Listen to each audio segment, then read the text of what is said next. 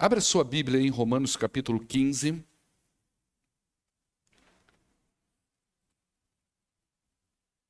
A partir do verso de número 23. Nós vamos fechar o capítulo 15 hoje, a despeito do texto ser grande, a mensagem não é tão extensiva. Vou fazer o possível para a gente estar sempre ali no nosso horário direitinho. Então não vou nem prometer ponto de corte, tá? Porque é mais uma narrativa, então não tem muita...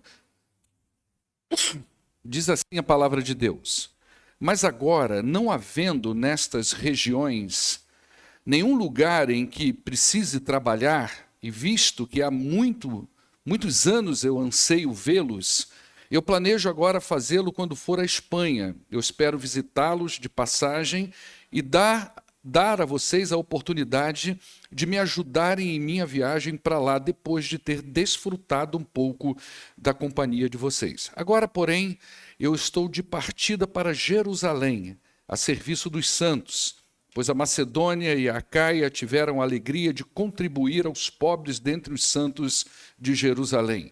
Tiveram prazer nisso e, de fato, são devedores aos santos de Jerusalém, pois se os gentios participaram das bênçãos espirituais dos judeus, eles devem também servir aos judeus com seus bens materiais. Assim, depois de completar essa tarefa e de ter a certeza de que eles receberam esse fruto, eu irei à Espanha e visitarei vocês de passagem. Eu sei que, quando eu for visitá-los, eu irei na plenitude da bênção de Cristo.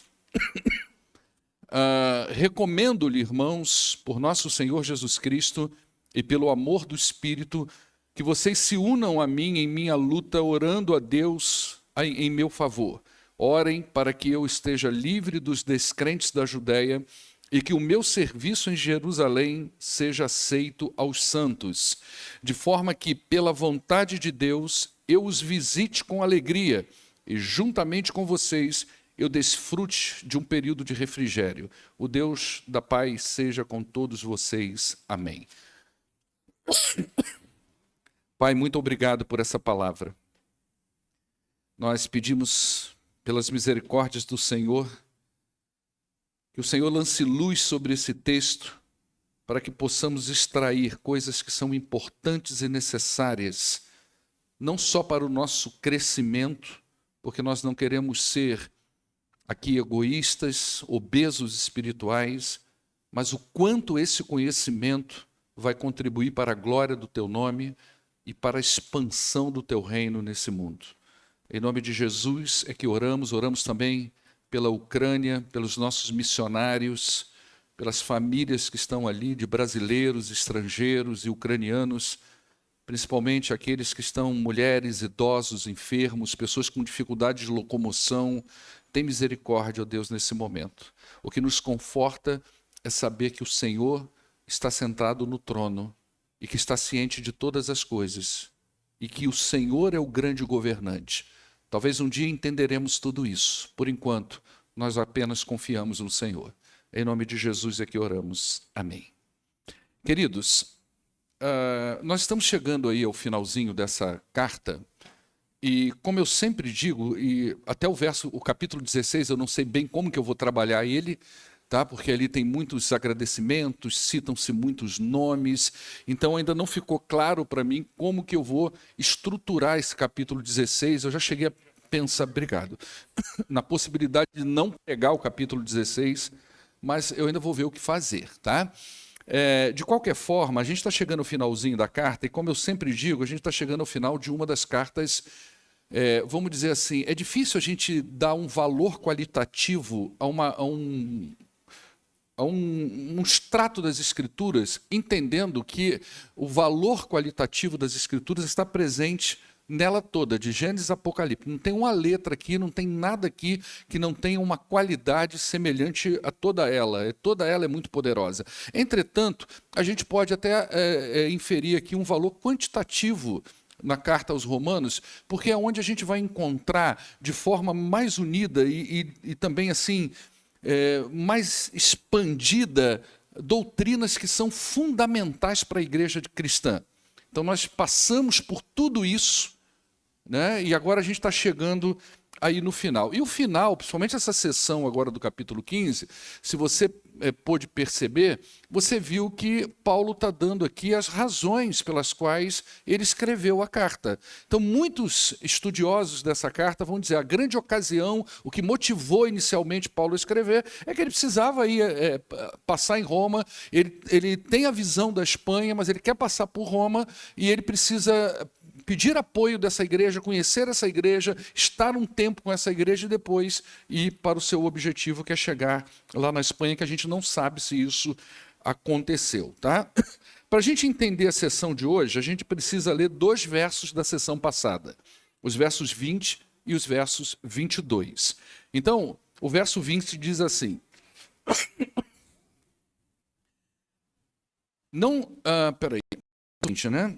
do capítulo 15. Ele diz assim, olha, sempre fiz questão de pregar o evangelho onde Cristo ainda não era conhecido, de forma que não estive edificando sobre outro alicerce. Verso 22. É por isso que muitas vezes eu fui impedido de chegar até vocês. O que a gente vê aqui nesses 2 versos? Um ponto de ligação. Paulo vai dizer que ele sempre fez questão de pregar o evangelho, onde o evangelho ainda não havia sido pregado. E que isso, essa visão dele, não é, de estar pregando o evangelho, procurando esses lugares, trabalhando dessa forma, poderia se constituir um impeditivo do porquê que ele estava demorando tanto a chegar nessa igreja de Roma e poder conhecer essa igreja e colocar em prática o plano que estava no seu coração, que era ir para a Espanha. Agora, no verso 23, ele fala que, pelo menos na cabeça dele, esses impeditivos haviam minimizados ou até mesmo cessado. Ou seja, o evangelho que Paulo estava pregando, ele entendeu que já tinha sido bem dissolvido, já era bem conhecido nas regiões em torno de Jerusalém. Então ele vai dizer aí, mas agora, não havendo nestas regiões nenhum lugar que precise trabalhar, e visto que há muitos anos anseio vê-los, ou seja, agora não há mais impeditivo.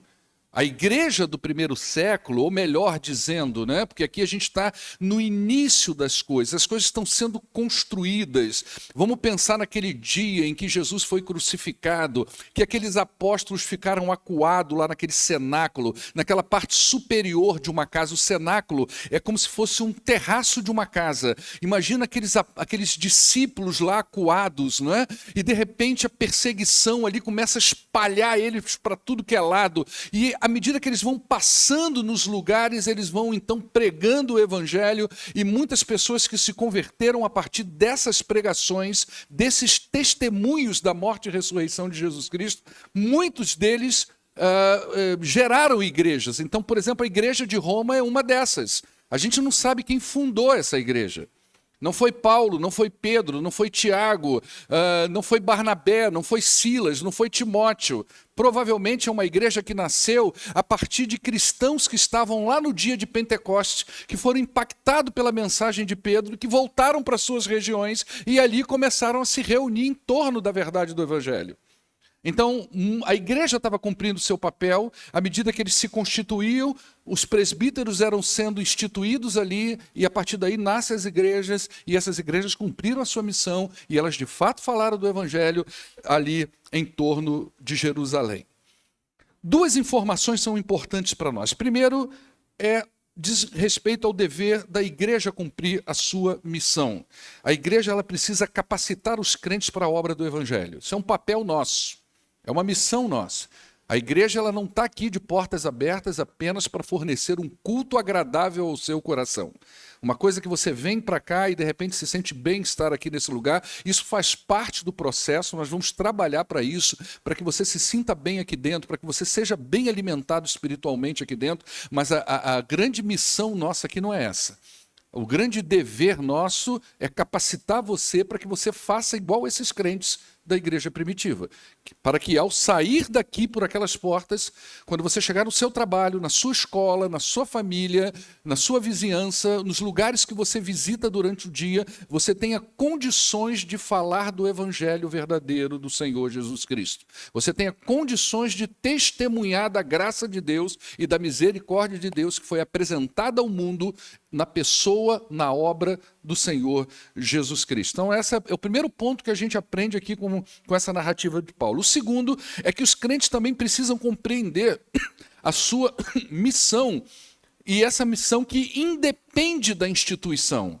Você não pode esperar o tempo todo que a instituição promova algum tipo de evento para que você manifeste o seu dom espiritual e a sua capacitação para realizar aquilo ali. Não, pelo contrário. Nós temos algo que independe da instituição. Então, enquanto crente em Jesus Cristo, ao ser capacitado pela igreja, eu preciso pôr essas coisas em prática. Por isso que é muito importante que o cristão ele se apresente à igreja para ele poder aprender para fazer.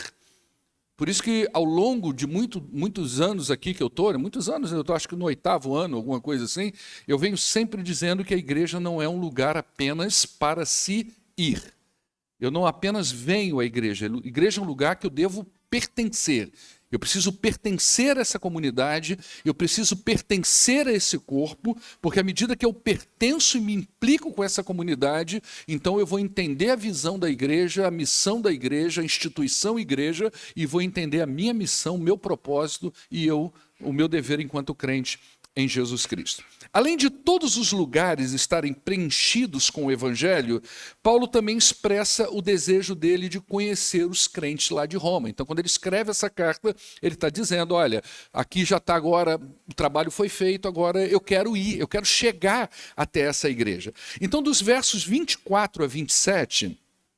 o que nós temos aí é o apóstolo Paulo apresentando as suas intenções. Ele vai apresentar a agenda dele. O que está na cabeça dele? O que ele deseja fazer? Você vai ver isso aqui, tem uma coisa muito importante que nós vamos fazer um paralelo aqui, mas não é um paralelo didático, ele vai aparecer no decorrer da narrativa, que é entre aquilo que ele deseja e aquilo que de fato aconteceu. Aquilo que é a agenda dele e qual foi a agenda de Deus para ele. Tá? Então isso aqui vai ficar muito claro aqui para nós, o que aconteceu aqui com o apóstolo Paulo. Então olha o que está na cabeça dele. Tá? Primeiro, eu preciso ir para a Espanha. O objetivo inicial dele era justamente esse. Ele escreve a carta, ele ia pregar o evangelho em regiões que ainda não foram conhecidas. Ele já falou isso lá no verso 20 do capítulo 15. Ele não tem prazer de pregar onde outras pessoas já estão fazendo, onde já está sendo construído, onde já existe uma edificação. Vamos começar algo que é diferente, que é novo. Vamos ver aonde há necessidade real da minha presença ali naquele lugar. A gente falou dessa coisa de pegar o trabalho do outro. Não é assim que funciona. Tá? Então, todas as regiões já haviam ouvido falar da morte e da ressurreição de Jesus. Agora, os olhos de Paulo estão voltados para a Espanha. Por que isso? Porque Paulo é um visionário. Um homem cujo propósito era fazer Cristo conhecido em todos os lugares possíveis. Ele tinha uma visão muito clara dessa necessidade. E ele empreendeu esforços para que isso acontecesse. Imagina que, dentro do contexto de Atos, né, hoje lá na sala dos jovens, eles estavam fechando a primeira viagem missionária. Né? Paulo fez, aparentemente, 3 viagens missionárias num contexto e numa época onde a mobilidade era extremamente restrita. Hoje nós temos mobilidade à nossa disposição para a gente cumprir essa tarefa evangelizadora. Nós temos todos os recursos possíveis, todo o comodismo possível na nossa mão, diante de nós, para a gente poder cumprir essa tarefa evangelizadora da igreja. Então, nossos olhos eles devem sempre estar além das paredes da igreja. A igreja não é só isso aqui. Isso aqui é o lugar onde a gente reúne. Aqui é a sede, aqui é o quartel. A gente aprende. Nós somos capacitados, nós aprendemos as coisas. Mas o nosso ministério não pode estar restrito a essa realidade aqui. Ele é para além dessa realidade. Então a gente precisa chegar no coração necessitado de salvação. A gente precisa ter esse olhar visionário. Aonde está essa necessidade? Aonde está o lugar onde eu preciso semear a palavra de Deus? O segundo objetivo é que ele queria obter ajuda. Está aí no verso 24, na parte B. Essa era uma outra intenção. Que ajuda é essa que Paulo está falando aí? Coloca aí na tela para nós o versículo 24. Ele vai dizer assim, olha, eu espero ir visitar a vocês e vou dar a vocês uma oportunidade. É uma oportunidade, não é? É um prazer, é um privilégio. Qual é esse privilégio? Que vocês me ajudem. De que forma? Duas. Tem gente aí que pode ir com a gente? Tem gente aí que tá disposto a ir comigo de Roma para a Espanha, empreender os seus esforços, a sua vida, para que o evangelho chegue aonde ele não chegou ainda? Ótimo, eu preciso dessa ajuda. Paulo, o ministério dele não foi um ministério de lobo solitário. Ele sempre teve gente do lado dele. Ora era Timóteo, ora era Silas, ora era o próprio Lucas que escreveu o Evangelho, não é? Barnabé. Então, outras pessoas caminharam junto com o apóstolo Paulo. Tem várias cartas que Paulo escreve aqui que você percebe nitidamente que ele está com uma comitiva junto com ele. Então, ele está na expectativa de chegar em Roma e tem gente aí para ir comigo? Tem, então vamos caminhar junto. E a outra ajuda é financeira mesmo, porque ele precisa custear essa viagem dele, ele precisa chegar lá na Espanha, ele precisa ter onde se hospedar, enfim, ele precisava de dinheiro e precisava de mão de obra humana para que aquela igreja pudesse, então, chegar, o evangelho chegar nesse lugar que havia essa expectativa que era Roma. Tá? Então ele esperava obter ajuda. Terceiro objetivo do apóstolo Paulo, desfrutar da companhia deles. Ele queria ter esse prazer de chegar lá e ter um tempo de comunhão com a igreja. Tá? Eles se conheceriam melhor ali, eles conversariam melhor, eles conversariam pessoalmente sobre temas importantes, eles poderiam planejar ações, ou seja, seria um encontro meio que familiar. Ou seja, 11 capítulos que Paulo fala do evangelho para eles, agora é como se Paulo estivesse dizendo, olha, eu quero chegar aí até vocês, eu quero me reunir com vocês, quero ser recebido na casa de alguém, por alguma família, e nós vamos falar sobre coisas boas. Vamos falar sobre o evangelho, vamos planejar nossas ações como povo de Deus. Então essa era uma intenção de Paulo. E a outra intenção aqui era o seguinte, está aí no verso 25. Paulo tinha uma missão antes de ir para Roma. E é aqui que o caldo começa a engrossar. É aqui que a coisa começa a dar uma mudança na história dele. Né? Ele tem a intenção de ir a Jerusalém. Por quê? Ele tem essa missão. Não é? Antes de tudo, ele precisava cumprir essa missão. Então ele diz, agora, porém, estou de partida para Jerusalém a serviço dos santos. Essa palavra a serviço dos santos significa o seguinte, é como se ele estivesse dizendo assim, olha, eu fui comissionado para administrar algumas ofertas que foram feitas em favor dessa igreja e eu vou lá fazer um serviço diaconal. Tá? A palavra serviço dos santos, a palavra grega atrás de serviço é diaconia, e os santos aí significam os crentes daquela região. Então ele estava indo como um diácono. Algumas igrejas, elas reuniram suas ofertas e mandaram então para essa igreja de Jerusalém, porque nós tínhamos casos lá de pessoas necessitadas. Por que essas pessoas estavam necessitadas? A igreja de Jerusalém foi a primeira. E ela foi uma igreja muito grande. Então, existem basicamente duas causas possíveis para essa necessidade de algumas pessoas. Uma delas está lá registrada em Atos, capítulo de número 2, quando há uma perspectiva da volta iminente de Jesus e você vê aquele movimento de divisão de bens. Né? As pessoas suprindo, dividindo o que tinha, pegava sua casa, vendia, depositava aos pés dos apóstolos, e os apóstolos pegavam esse dinheiro, supriam. Por quê? Há uma perspectiva de Jesus vai voltar. Então, algumas pessoas, isso não aconteceu tão rapidamente, pode ter ficado numa situação difícil. Tá? São especulações, tá, irmãos? Não tem assim uma palavra na Bíblia que diz foi por causa disso. Tá? Outra razão possível é a própria perseguição do imperador Cláudio, que é mais ou menos nessa época onde ele expulsa os judeus, confiscam os bens dos judeus. Né?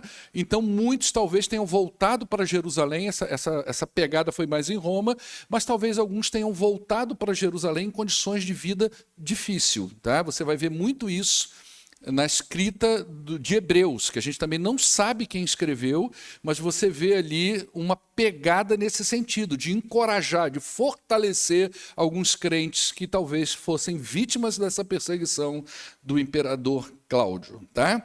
Então, algumas igrejas lá da Macedônia e da Acaia, elas ofertaram alguma coisa. E a atitude dessas igrejas mostra para a gente também o intercâmbio entre as comunidades, uma comunidade ajudando a outra. Então, por isso que muitas vezes chega até a nós pedidos de outras igrejas.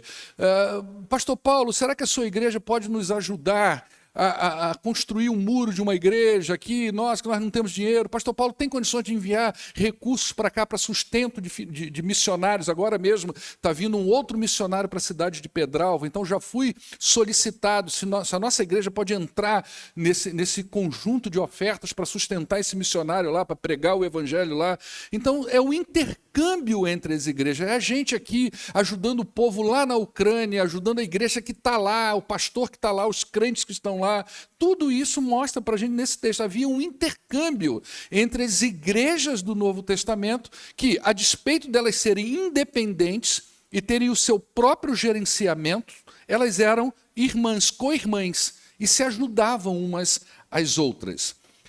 E aí Paulo vai dizer sobre duas razões pelas quais essas igrejas lá da Acaia e da Macedônia ofertaram. Primeiro, porque eles tiveram o prazer de ofertar. Eles tinham gosto nisso, eles entenderam o evangelho. Quando você entende o evangelho, ninguém precisa convencer você que você precisa dar uma oferta para missões mundiais, missões nacionais. Ninguém precisa convencer você que você precisa entender as necessidades da igreja, do povo, do mundo. Ninguém precisa dizer isso para você. Nós somos uma igreja, eu estou aqui há 8 anos, eu não me lembro de ter pregado uma mensagem sobre dízimo aqui nessa igreja de forma categórica. Eu estou aqui há 8 anos praticamente. Não é? Porque o crente, quando ele entende o evangelho, ninguém precisa convencer isso dele. E algumas igrejas da Macedônia e da Acaia, eles entenderam o evangelho. Então eles tinham voluntariedade, desejo, prazer. Não é? E até porque o entendimento do evangelho gera confiança em Deus, de suprir as nossas necessidades. Então isso não era problema ali, essas igrejas deram com prazer. Outra razão já é uma razão mais objetiva. Não é? Era um dever deles ofertarem. E por que era um dever? Paulo vai dizer aí, pois a Macedônia e a Acaia tiveram a alegria de contribuir para os pobres que estão entre os santos de Jerusalém. Bota o verso 27. Tiveram prazer nisso. E, de fato, por que eles tinham dever? Porque eles são devedores de Jerusalém. Devedores por quê? Porque Paulo entendia o seguinte, e ele mostra isso em outros pontos de outras cartas dele aqui. Paulo entendia o seguinte, o evangelho é um bem maior, é a maior preciosidade que um ser humano pode receber na sua vida. Me lembro que a minha mãe, quando estava pregando o evangelho para mim, ela dizia muito assim, meu filho, eu não tenho nenhuma herança para dar para você. Eu não tenho uma casa, eu não tenho um terreno, eu não tenho um carro. Minha mãe é dona de casa. Eu não tenho nada, mas aquilo que eu tenho de mais precioso, isso eu te dou, o Evangelho de Jesus Cristo. Minha mãe sempre falava isso para mim, quando ela pregava o Evangelho para mim. Então, Paulo entendia que o Evangelho era a pérola de grande valor. Era a coisa mais preciosa que alguém podia dar para outro. É o bem maior. Uma negligência muito grande hoje, até de famílias cristãs, que apostam mais na educação. Não estou dizendo que você não tem que fazer isso, tá, irmão? Na educação formal, a faculdade, isso e aquilo, e muito pouco na formação de um caráter cristão e evangélico na vida de um filho. Daí muitos vão e não voltam. Vão e não voltam. Esse ano nós gelamos lá em casa. Minha filha pegou 3 federal esse ano. 2 no Rio de Janeiro. 2 no Rio de Janeiro. Quando eu falei para minha mãe gelou lá do outro lado. A gente tem um medo de que vai e não volta. Não é? Não era na área dela, graças a Deus, era a segunda opção. Então ela rejeitou as 2 saídas dela. Graças a Deus por isso. Mas a gente tem que formar o caráter cristão antes de todas as coisas. Antes de tudo. Então, Paulo entendia o evangelho como um bem maior. Um bem maior. Esse evangelho foi dado aos gentios. Agora, o Jerusalém está passando dificuldade, ou seja, Jesus saiu de lá, o evangelho partiu de lá, ou seja, o povo judeu, de certa forma, ele teve uma questão mediatória nesse sentido, de que o evangelho chegasse aos gentios. Agora eles estão precisando de um bem menor. Que bem menor é esse? Recursos materiais. Eles precisam de recursos materiais porque estão passando dificuldade. Então, nesse sentido, Paulo entendia, agora vocês precisam participar da necessidade dessas pessoas também. É como Paulo viu isso de uma maneira maior aqui nesse caso, mas ele via isso nas relações interpessoais. Não é? Quando ele escreve a carta a Filemão, por exemplo, e Filemão precisa receber Onésimo, ele diz assim, Onésimo está te devendo alguma coisa? Ele roubou você? Põe na minha conta, porque você me deve muito mais do que ele. Quem pregou o evangelho para você foi eu. Você sabe o que isso mostra para a gente, gente? Isso mostra para a gente que a gente tem que aprender a deliberar bênçãos na vida daquelas pessoas que nos ajudam a construir uma fé cristã autêntica e bíblica. Infelizmente, muita gente usa esse princípio que é verdadeiro e que é bíblico para extrair dinheiro das pessoas de forma irregular. Mas isso é bíblico. A gente devolve, abençoa outras pessoas que nos deram bens que são muito maiores que a própria edificação do evangelho na vida da gente. Então essa era a agenda de Paulo. Esse foi o roteiro que ele planejou. Depois de cumprir a sua missão em Jerusalém, então ele iria para Roma e lá ele teria um tempo de refrigério. Ou seja, descansar da batalha na companhia daquela igreja. A missão pastoral, a função pastoral, ela é desgastante. Você não precisa estar em zona de guerra. Você não precisa, ela é desgastante por si mesma. Ela tem um desgaste que é espiritual, psicológico, emocional, familiar e de interrelações. Então, ela é desgastante. E o apóstolo Paulo tinha vivido isso no máximo da intensidade. Então, ele pensa, vou chegar lá em Roma agora, vão me receber com aquele churrasco abençoado. Amém ou não, irmãos? Aquele churrasco abençoado. Nós só vamos falar de coisa boa, nós só vamos falar da minha ida, nós não vamos deixar tudo para trás, nós só vamos falar de coisa boa quando eu chegar aqui. Então, quando ele fosse a Roma, ele ainda levaria a plenitude da bênção de Cristo, que é uma provável referência às bênçãos do Evangelho que ele ia compartilhar com aquela igreja. Escuta só a pergunta que eu faço agora para você. Isso aconteceu? Será que foi assim como ele planejou? Será que foi desse jeito como ele planejou? No verso 30, olha o que ele diz aí. Recomendo-lhes, irmãos, por nosso Senhor Jesus Cristo e pelo amor do Espírito, que vocês se unam a mim em minha luta. De que forma? Orando a Deus ao meu favor. Isso é um pedido. Você viu o ucraniano falando aqui, nosso missionário, o Antonelli, falando aqui na quinta-feira, né? Orem por nós. Jejuem por nós. Ele falou, igreja brasileira, se unam para orar por nós. E eles estão fazendo isso. Inclusive, um outro missionário ucraniano nosso, que está aqui no sul do país, eu conheci ele, conheci assim, de vê-lo, né, e ver a apresentação dele. Eu não sei se foi na convenção aqui de Poços de Calda, não me lembro, que esse missionário, junto com a esposa dele, foi apresentado, um missionário de ucraniano, para trabalhar com ucranianos aqui no sul do país. Também estão fazendo reunião de oração. Então, o que Paulo está falando aqui, assim, igreja, orem por mim. Olha como que é importante a igreja unida em oração. Como é importante o povo de Deus estar junto no propósito da oração. E ele diz, orem por mim.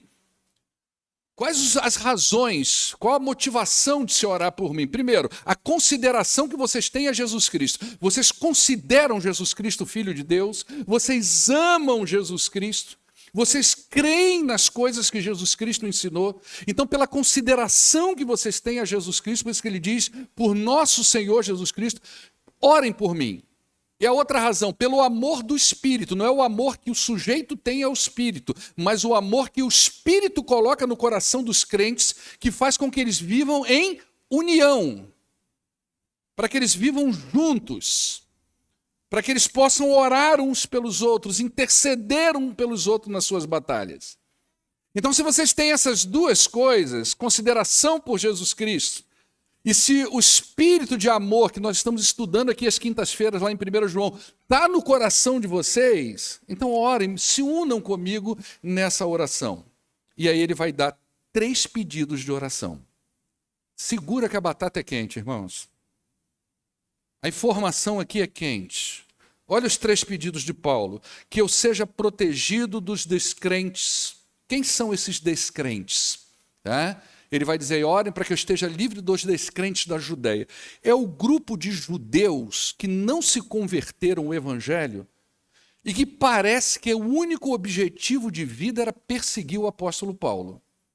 Já teve gente que saiu, não vou encontrar o texto aqui agora, com sede, dizendo, hoje eu não volto para casa sem matar o apóstolo Paulo. Você imagina andar com um homem desse na rua? Não é? Então, esses judeus, eles estavam sempre atrás de Paulo. Por quê? Porque a mensagem de Paulo era uma mensagem que traz Jesus ressurreto, Jesus que eles crucificaram, e era uma mensagem que desconstruía as principais bases da religião judaica, que era a observância distorcida à lei de Moisés. Não era contra a lei de Moisés, mas contra uma visão distorcida da lei de Moisés. Então, esses eram os judeus descrentes. Então, me protege dessa gente, porque se eles me pegarem, não vai dar certo. Eles foram gente que apedrejaram Paulo. Paulo teve que sair fugido de vários lugares, e eles seguiam Paulo de cidade em cidade. Então, me protege disso aí. Depois ele diz assim, que o meu serviço em Jerusalém seja aceitável aos santos. É o segundo pedido. Quem são esses santos que ele se refere aí? Judeus convertidos. Só que tem um problema com o judeu convertido. Ele aceitou o evangelho, ele aceitou que Jesus Cristo é o Senhor, mas ele não abriu mão da lei de Moisés. Imagina que Paulo escreveu 11 capítulos de Romanos desconstruindo isso na cabeça desses caras. Então ele diz, me protege dessa gente também, para quando eu chegar lá na igreja e eles vão vir me receber, e a minha pessoa não seja tão agressiva, porque eles já estão dizendo, tem muita gente dizendo por aí que as coisas que eu estou ensinando é contra a lei de Moisés. Então eu preciso ser aceito por essas pessoas. Tá? Terceiro pedido, está aí no outro verso, passa aí. É isso aí mesmo. De forma que, pela vontade de Deus, eu os visite com alegria e com vocês desfrute um período de refrigério. Ou seja, que ele consiga chegar a Roma e ter um tempo de descanso. 3 pedidos. Apóstolo Paulo, conhece ele? Amém ou não, irmãos? Apóstolo Paulo. Nenhum desses pedidos foram atendidos. Nenhum deles foi aceito no trono da graça. Nenhum deles foi recebido como aroma suave nas mãos do Senhor, a ponto do Senhor falar, eu te concedo, ó apóstolo Paulo. Nenhum pedido de oração aqui foi atendido. É estranho isso, mas é a realidade. Nenhum desses pedidos. Você vai ver isso, sabe aonde? Lá em Atos capítulo 21. Nós não vamos lá, não precisa ir lá agora. Mas depois você lê o relato lá. A ida de Paulo para cumprir essa missão aqui em Jerusalém. O que acontece com Paulo? Quando Paulo pisa na igreja, esses judeus, que são os santos de Jerusalém, recebem Paulo e diz o seguinte para ele, Paulo, estão espalhando por aí que você não cumpre a lei de Moisés. Para provar que você cumpre, nós temos 4 candidatos aqui, e eles fizeram um voto baseado na lei de Moisés. Você vai fazer o seguinte, você vai pagar para eles ficarem carequinha, tá? Rapar a cabeça, que faz parte do voto. Você vai pagar o custo desses 4 homens e você mesmo vai entrar junto com eles no voto, vai lá no templo mostrar para todo mundo que o que estão dizendo de você não é verdade. E ele fez. Ele aceitou o desafio. Ele aceitou a prova. E quando chegou lá no templo, o que fizeram com ele? Aqueles judeus descrentes prenderam Paulo. Pegaram Paulo. Paulo ficou 2 anos preso em Cesareia e depois foi enviado para Roma. Eu te pergunto, ele entrou em Roma com tempos de alegria e refrigério para desfrutar com a igreja? Não, ele entrou como prisioneiro. Então tudo que Paulo colocou nas mãos do Senhor não foi atendido. Não é? O que isso significa para nós? Nossos planos não são os planos de Deus. Nós desejamos, mas a última palavra ela sempre vem do Senhor. Às vezes a gente tenta consolar as pessoas dizendo para ela, Deus vai atender. São uns chavões evangélicos que às vezes você cria na pessoa, livra você fica bonitinho, você deu uma palavra de motivação para a pessoa, mas você não tem condições de falar isso. Porque a nossa agenda, o nosso desejo, não são os desejos e nem a agenda do nosso Deus.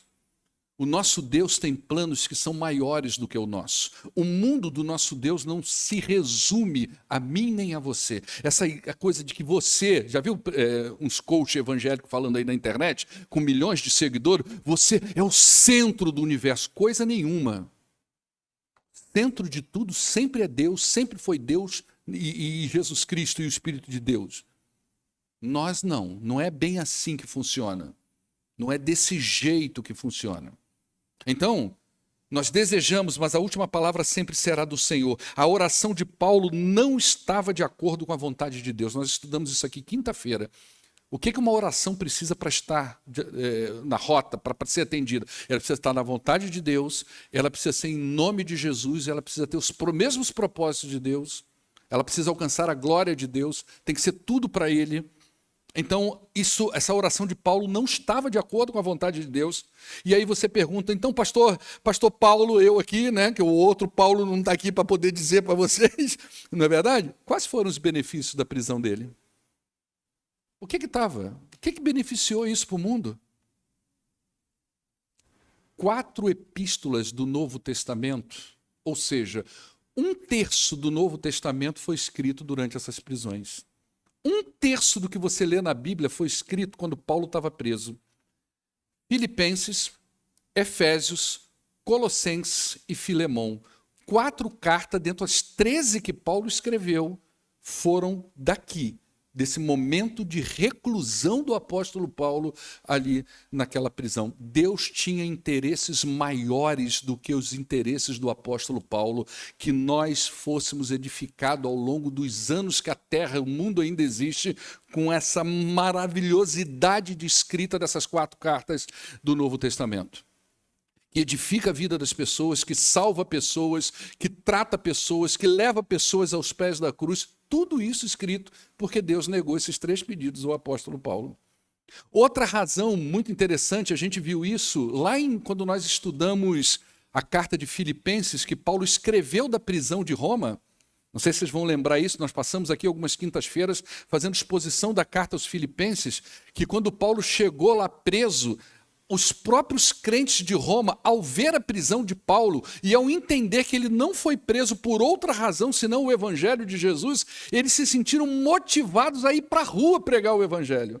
Olha como que a prisão dele, 3 negativas que Deus deu a ele, contribuiu para que outros crentes se sentissem encorajados. Talvez nem eles se sentissem tão encorajados se Paulo estivesse lá comendo churrasco com eles. Outra, lá em Filipenses, Paulo escreveu aquela carta de Filipenses, ele tendo todo dia um guarda pretoriano amarrado nele, porque ele foi preso numa casa, então tinha a guarda pretoriana que ficava reversando. Ele pregou o evangelho para todos aqueles guardas pretorianos que ficaram ali com ele. Conclusão, ele vai dizer no final lá da carta de Filipenses que o evangelho chegou na casa de César. Olha só. Quando que o evangelho ia chegar no Império Romano se Paulo estivesse comendo churrasco com a igreja? E curtindo ali, aquela coisa, Olha como que a visão é diferente. Não somos nós, é Ele. E nós precisamos confiar no controle dele. Nossos planos não são os planos de Deus. Não é? Como é que a gente conclui isso aqui para a gente fechar esse material do capítulo 15, né? Aprendemos aqui que nós podemos fazer muitos planos, mas a agenda do crente, ela pertence ao Senhor. É Deus quem dirige a vida de um salvo. Quem estava no controle da vida de Paulo era Deus, não era ele. Ele tinha planos como todos nós. Paulo era um ser humano, um homem como eu e você. Eu faço planos também. Eu reúno a minha família e digo, vamos fazer planos? Vamos ver uma coisa legal, vamos fazer uma viagem quando possível, mas tudo muda. Às vezes, coisas corriqueira. Vamos sair essa noite para comer uma pizza e de repente um crente liga, pastor, estou precisando encontrar contigo, ou dá para vir aqui resolver uma coisa, o pastor tem uma reunião, é possível fazer nessa hora? Acabou o plano, isso é coisa corriqueira, boba, não devia nem estar citando. Mas para você mostrar que as coisas não são assim. Nós planejamos muitas coisas, desde as pequenas até as grandonas. Mas a resposta final sempre é do Senhor. Do Senhor. Nunca que eu saberia na minha vida, imaginaria na minha vida, que depois que eu saísse do seminário eu ia fazer o percurso que eu já fiz até hoje. Os lugares que eu passei, as porteiras de boi que eu já abri. Nunca imaginei que para eu chegar numa congregação para pregar o evangelho, crentes precisariam vir lá de dentro, tirar os bois e as vacas da frente, que eu tenho trauma com esses bichos, que eu já tomei carreira deles, entendeu? Tirar da minha frente para que eu pudesse entrar dentro de uma congregação, pregar, e quando falar, amém, irmãos, um boi mugir lá fora. Desse jeito. Desse jeito. Às vezes nós não compreendemos, mas nós precisamos entender que os interesses de Deus são maiores e mais sublimes do que os nossos. Você sabe quais são os nossos interesses, gente? Bem-estar, isenção de problemas. Esses são os nossos interesses. Os interesses de Deus é vidas e a glória dele. Então, o mundo não se resume em nós. Eu aprendo que Deus responde a todas as orações que convergem ao propósito dele. Então as orações são, não é que você nunca deva orar. O pastor falou que 3 orações do apóstolo Paulo não foram respondidas. Se você veio aqui na quinta-feira, eu mostrei para você que a oração dos crentes pode ser respondida, porque o João fala isso lá. Quando você tem paz no coração, as coisas que você pede a Deus é respondida. Mas também tem as cláusulas lá. Você precisa ir lá ver. Está no YouTube. Tá? Aprendemos sobre a importância da unidade em oração que precisa haver na igreja. Paulo chamou a igreja para orar com ele. Por isso que é importante você estar convergido na unidade da sua igreja como um só povo. Não admita para a sua vida, escuta, isso é um conselho pastoral. Escuta o que eu vou te dizer. Não construa a sua vida com idas e vindas à igreja sem que de fato a sua vida tenha uma implicação com este povo. Isso é bíblico. Isso é fundamental. Nós estamos vivendo um tempo onde as pessoas entram numa igreja pequenininha como essa e não se conhecem às vezes. Não, a vida não é assim. Tá? E eu aprendo aqui, em último lugar, que nós devemos honrar quem nos ensina a palavra de Deus. Os ensinos do Evangelho traz vida eterna. Então, honre quem edifica a sua vida. Honre quem traz palavras e ensinamentos, que constrói a sua história espiritual, que ajuda você a superar os seus obstáculos de vida. E aí, por último, a gente fecha com o último versículo aí. O Deus da paz seja com todos vocês, foi o desejo de Paulo àquela igreja. Amém. Amém, queridos? Vamos ficar de pé, então.